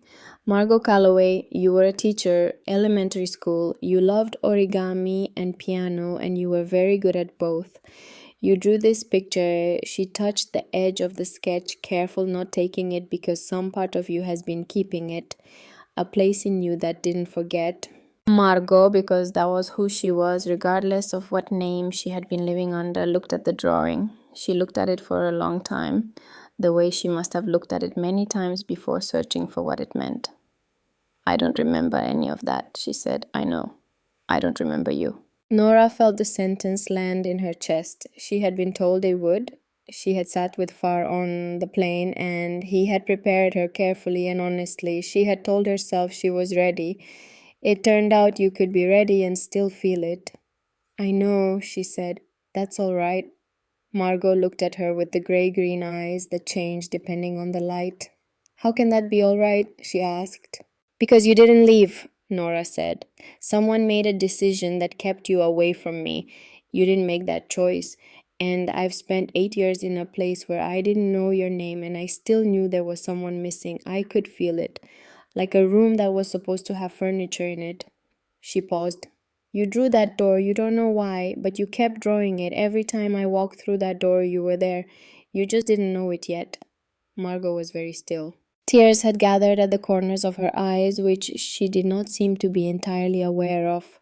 The quality of stillness in her face was the particular kind that belongs to a person who is experiencing something that has no category in their available experience, something for which their existing understanding is insufficient, and they are waiting very carefully for something new to arrive. Nora did not rush it. She sat across the table from her mother in the March garden of Maplewood Private Care in Vermont, and she waited with the patience she had spent 8 years developing, and she let the silence do what silence does when you stop fighting it. Then Margot reached out, slowly, tentatively, the way you reach towards something that might disappear if you move too quickly. She laid her hand over Nora's hand on the table. Her hand was warm. Nora had not thought about that. She had thought about recognition and memory and the complicated architecture of what was lost and what remained. And she had not thought about the simple physical warmth of another person's hand, which turned out to be the thing that undid her most completely. She did not cry. She had decided on the bus that she would not cry in this meeting because she had a feeling that if she started, it would be some time before she could stop and she needed to be able to speak clearly. But her throat closed briefly and she felt her eyes burn and she sat with it. I don't know what to call you, Margot said quietly, as Nora is fine. Nora, she said it as though weighing it, as though fitting it to a shape she'd been carrying. I knew someone named Nora once, or I dreamed it. She paused. I'm not always sure which things are memories and which are dreams. They have the same texture. Maybe some of them are both, Nora said. Margot looked at her, and then very carefully she said, You have my eyes. Yes, Nora said. And your hair, she raised her free hand, the one not resting on Nora's, and then stopped herself. May I? Yes, Nora said. Margot touched her hair, one curl gently, with two fingers. The way you touch something you're checking is real. She looked at her fingers afterward. I had a dream, she said. 6 months ago, maybe. A little girl with hair like this was sitting across the table from me, and she stopped. I don't remember what she said. I only remember that when I woke up, I felt like I had missed something. Something that was right there and then gone. She paused. I drew the door the next day. Nora looked at the drawing. She was telling you she was coming, Nora said. Weston had come into the garden without Nora noticing. She became aware of him at the edge of her peripheral vision, standing near the gate in the stone wall, not approaching, just present. Far beside him, both of them still, Margot saw her looking and followed her gaze. She looked at Weston for a long moment.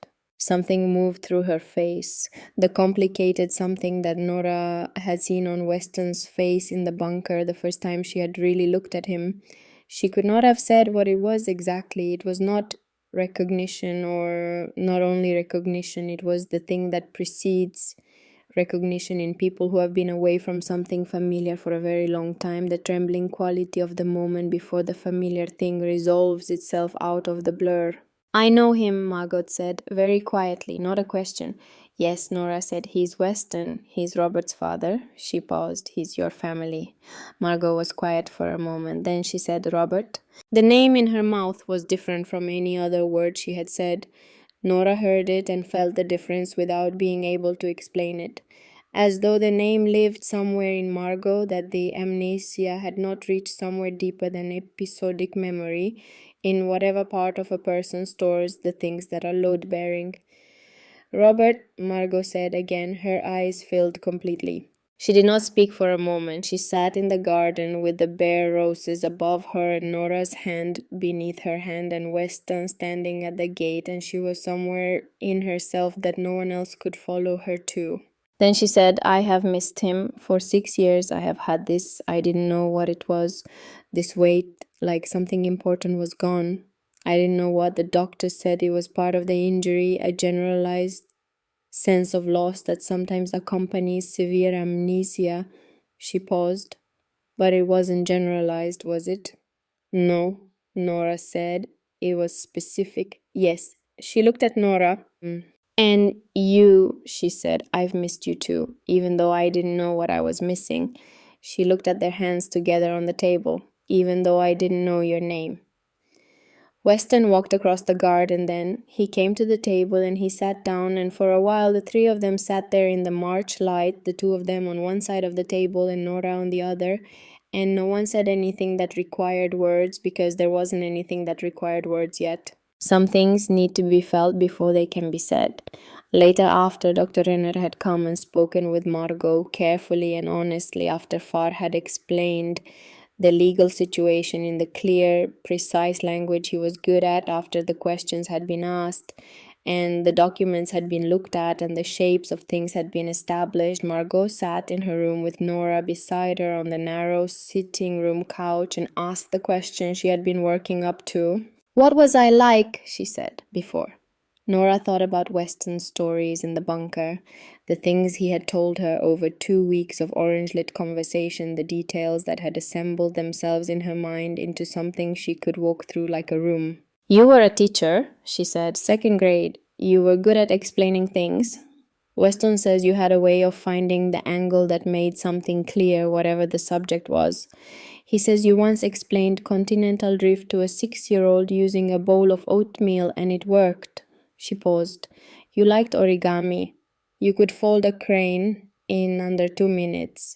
You played piano classical mostly, but you had a weakness for old jazz standards that you would never admit to in company. She paused. You loved my father very much. Weston says you were happy. He says the word he always thinks of when he thinks of you and Robert together is easy. He says it looked easy in the best way, like you both just made sense. Margot was listening with her eyes closed. I like hearing that, she said. I like saying it, Nora said. A pause. What was he like? Margot asked. Robert. Honest, Nora said. That's the word Weston uses most. He says Robert was honest the way some people are told, not because he decided to be, but because it was just his nature. He couldn't look away from something that wasn't right. He needed to do something about it. She paused. That's what he was doing when the accident happened. He had found something wrong and he was going to report it because that's who he was. Margot opened her eyes. And because of that, she said, we lost. She stopped. Yes, Nora said. They sat with that for a moment. But you found Weston, Margot said. He found me mostly. He'd been in a field behind my building for 2 years. She paused. He built a bunker. He was hiding in it. He thought it was his fault that Robert died because he told Robert to do the right thing. Margot was quiet. It wasn't his fault, she said. I told him that. What did he say? He said he knew, but knowing and feeling aren't always the same thing. She paused. He's getting better at it. Margot looked at her with the grey-green eyes.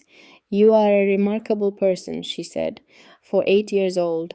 I've had a lot of time to think, Nora said, which was what she had said to Greer, and she meant it the same way she had meant it then, not as a boast, but as a fact of what solitude properly used can produce in a person. Margot reached out and carefully, as though asking permission through the gesture itself, she put her arm around Nora's shoulder. Nora leaned in.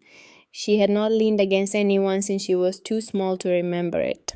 The dormitory at Rosewood was not a place where you leaned against people. You learned quickly which spaces were yours and which were others, and you respected the boundary because that was how 41 children in a shared space maintained any dignity at all. She leaned against her mother in a sitting room in Vermont and felt the warmth of it, and she let herself feel it completely, which was the bravest thing she had done in 2 weeks of very brave things. The icicles on the building's north face dripped steadily in the afternoon warmth. Spring was coming. The weeks that followed were the slowest and the most necessary of Nora's life. Edmund Farr moved efficiently through the legal landscape, which was complicated but not it turned out impassable. The Multnomah County Circuit Court issued its emergency ruling within 10 days. Nora's guardianship was transferred to Weston Calloway, immediately pending a full hearing. The documents Greer had created were referred to the Oregon State Bar for investigation and to the district attorney's office for potential criminal referral.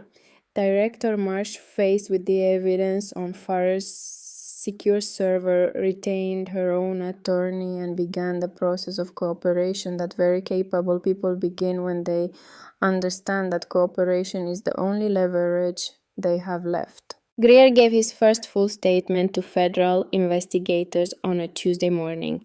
Farr sent Nora a text message that said simply, "It's done." She was sitting in the Maplewood common room with Margot, who was teaching her to fold a paper crane. Good news, Margot asked, seeing her look at the phone. Yes, Nora said, something is finished. And something else starting. Nora looked at the half-folded paper in her hands. I think so. Margot reached over and adjusted the angle of her fold. Her hands on the paper were precise and entirely certain, the certainty of a skill that lives below conscious memory in the part of the body that retains what the mind releases. Like this, Margot said, you have to commit to the crease. If you're tentative, it won't hold. Nora committed to the crease.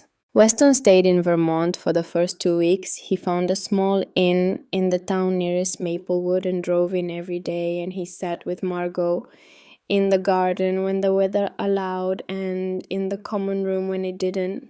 And they talked for hours about everything and about nothing, about Robert and about people they had both known, and about the gap of 6 years that lay between them and needed to be described if not filled. He was not trying to recover what was lost, Nora noticed. He was trying to know who was there now. There was a difference, and the difference mattered. On the 14th day, sitting in the garden on the first genuinely warm afternoon of the year, Margot said to him, "You knew me before. Do you think you can know me again?" Weston looked at her for a moment. "I think," he said, "that the person in front of me right now is someone I would very much like to know, whatever that takes."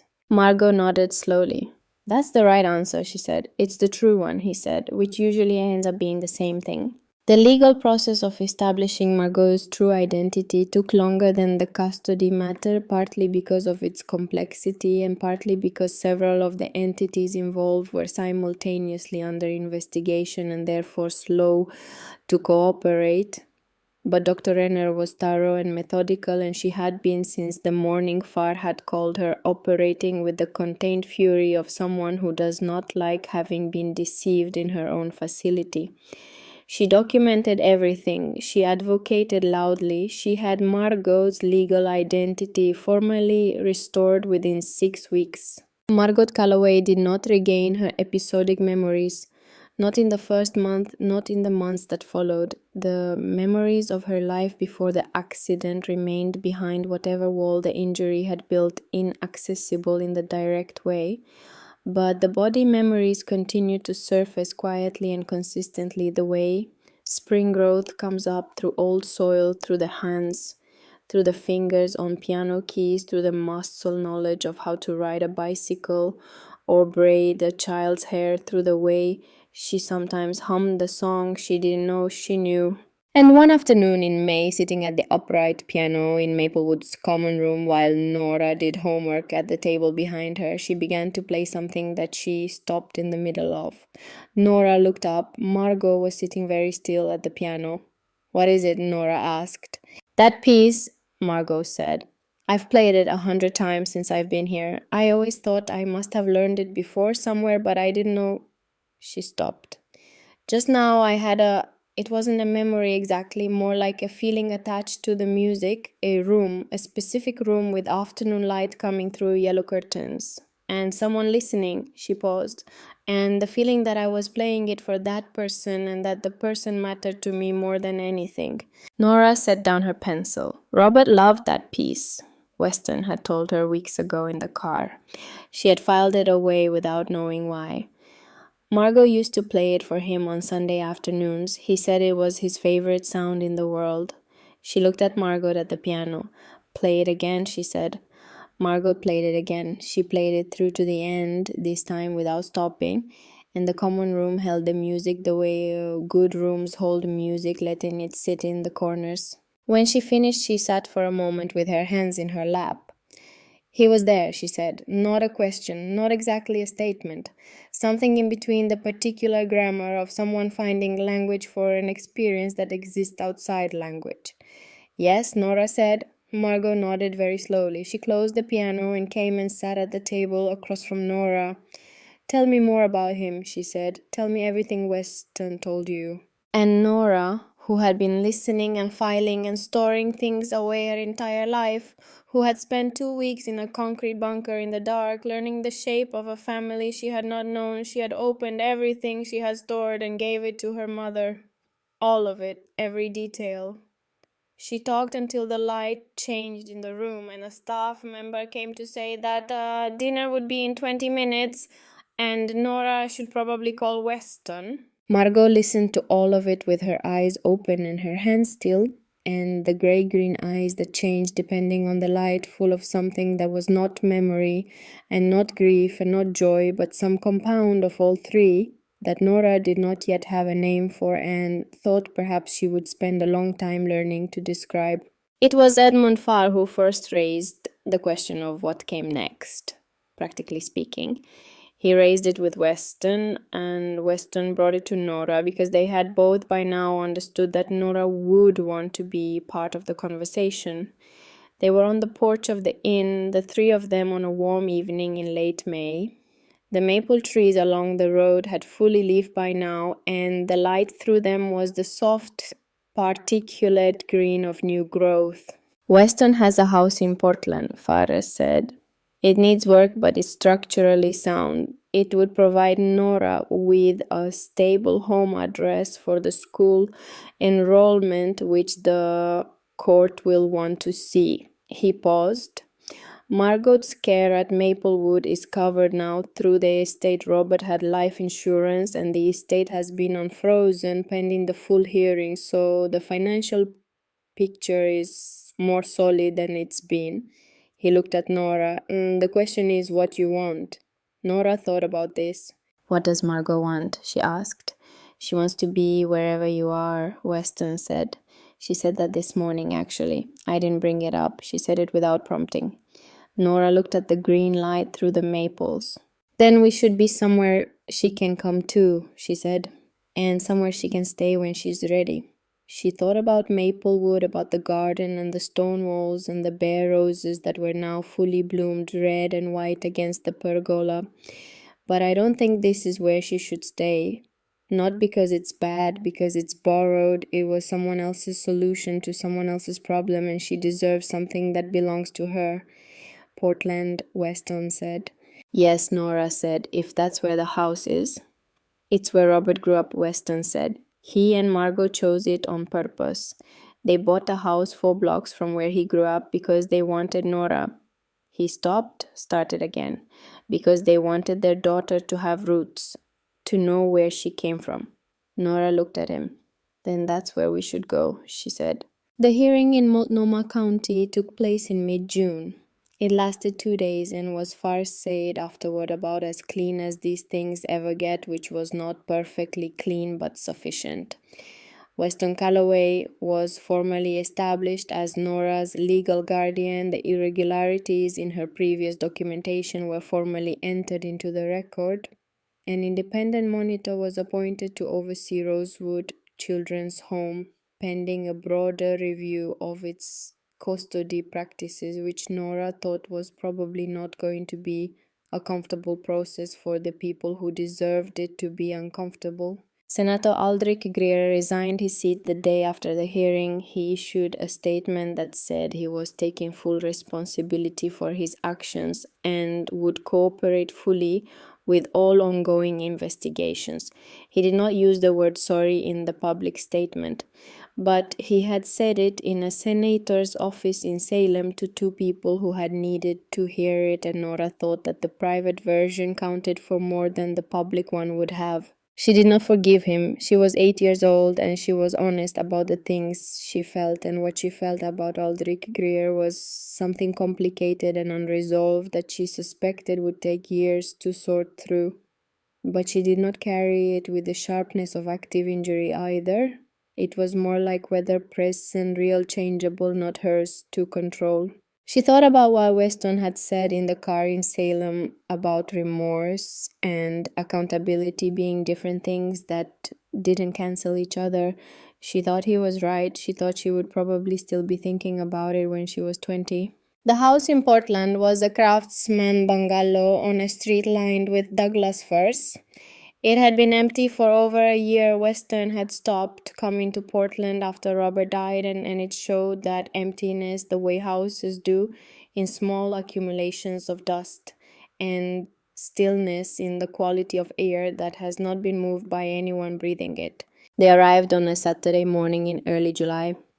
Weston and Nora and Margot, who had transitioned to outpatient care 2 weeks prior and was managing the transition with the particular determination of someone who has decided to be well, Weston opened the front door. The three of them stood in the doorway for a moment, looking in at the dim, dusty interior, the covered furniture, the afternoon light pressing through the curtained windows. Margot stepped inside first. She moved through the front room without speaking, touching the edge of the covered couch, the frame of the window, the mantelpiece above the small fireplace. She stopped in the kitchen doorway. She stood very still. Then she reached up without looking and opened the cabinet to the right of the sink, the cabinet where the coffee cups were. She stopped with her hand on the cabinet door, looking at the cups arranged inside, the ones Robert must have bought, the ones that had been sitting here through an empty year and more. She turned around. I knew they were there, she said. Yes, Weston said, like, I don't know how. You don't have to know how, Nora said, like, they were there. You knew. That's enough. Margot looked at her for a moment. Then she took down 2 cups and held them up, one in each hand. She raised her eyebrows at Nora. Tea, she said. Nora smiled. It was the first time she thought that she had smiled without deciding to. Yes, she said, please. They uncovered the furniture and opened the windows and let the July morning into rooms that had been waiting for it. Weston found a broom and started in the back methodically, the way he did everything. Margot made tea in a kitchen she was learning to remember.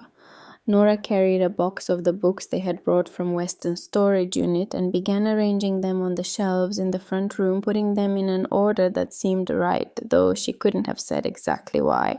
She found between 2 of Weston's old engineering texts a paperback that didn't belong to Weston, smaller, dog-eared, a children's novel with a broken spine from having been opened and held many times. She turned it over. The back cover was worn.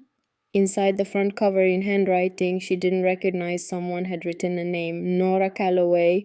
She stood in the front room of her parents' house with the book in her hands, and she understood that this was what roots felt like. Not comfort, not safety exactly, but location.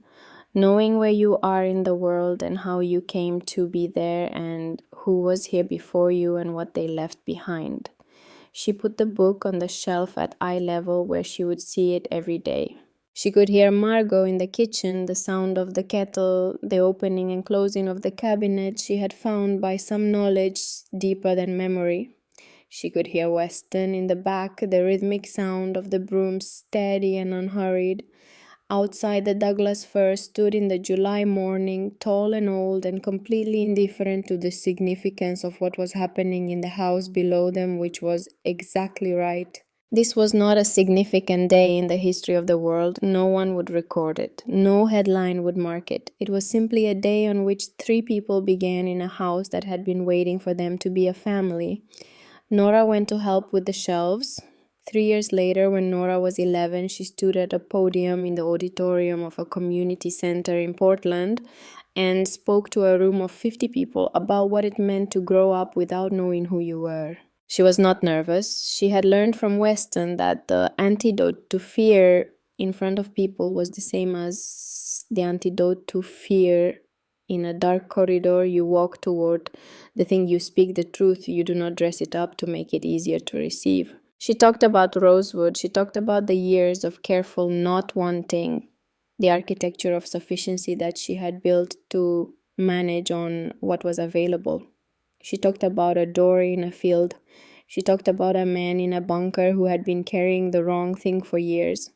She talked about a woman in a garden who had been drawing a door she didn't know was real. She talked about what it means to be hidden from your own story. And then she said, every child in an institution somewhere in this country has a story they may not know yet.